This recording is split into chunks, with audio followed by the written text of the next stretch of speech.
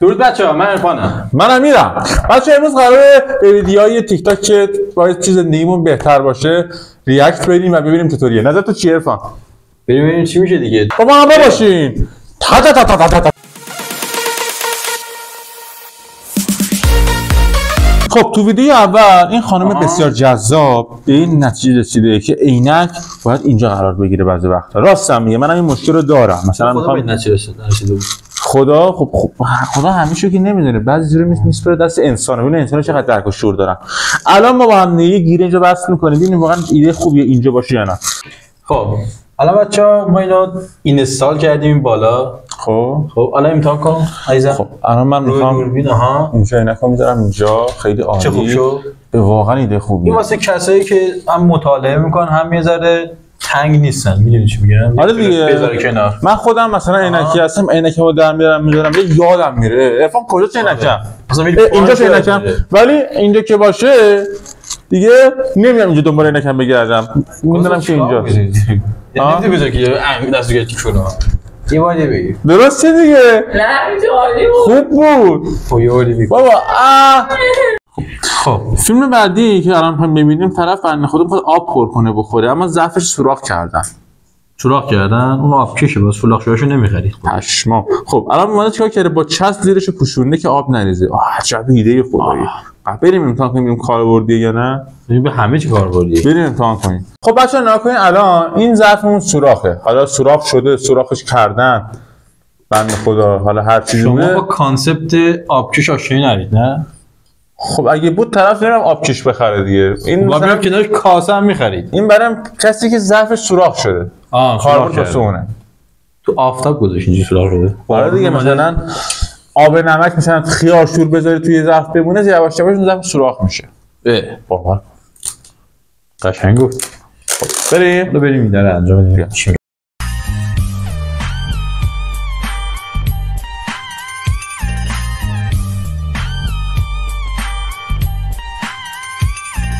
الان ما بچه‌ها چسب رو زدیم. البته این چسب همه نوع سوراخ رو نمیپوشونه. فکر نکنید که اگه سوراخ داره بره چسب درست میشه. بریم امتحان کنیم. اینجا ما اینو کاسه است یا نه؟ را پر میکنه.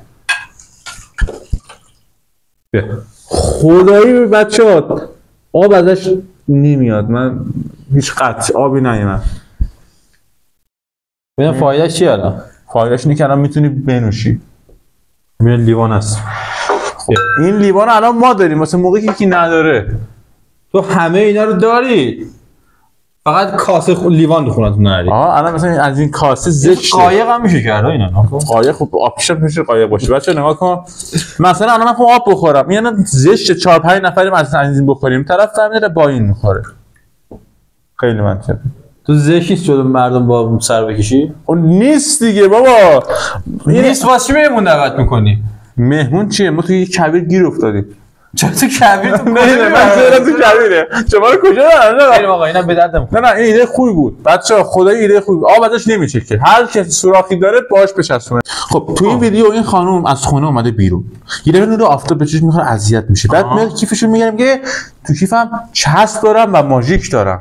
خیلی جالبه. کوینم کدوم خانومی به غیر کیف پول و لوازم آرایش خب با گوشی چسب و ماژیک با خودش میبر میکنه؟ این شانسه. این شانس تا شماست که یه دفعه دست کیفت میگه اینا توشه.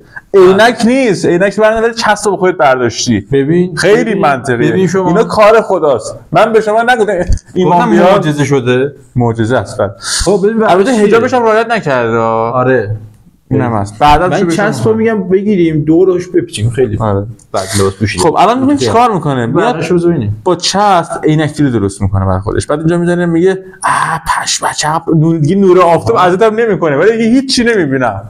دیگه هیچ چیز ازتم نمیکنه. چشم بصیرت داره این خانم. حالا میگیم بریم تست کنیم ببینیم چطوری میشه.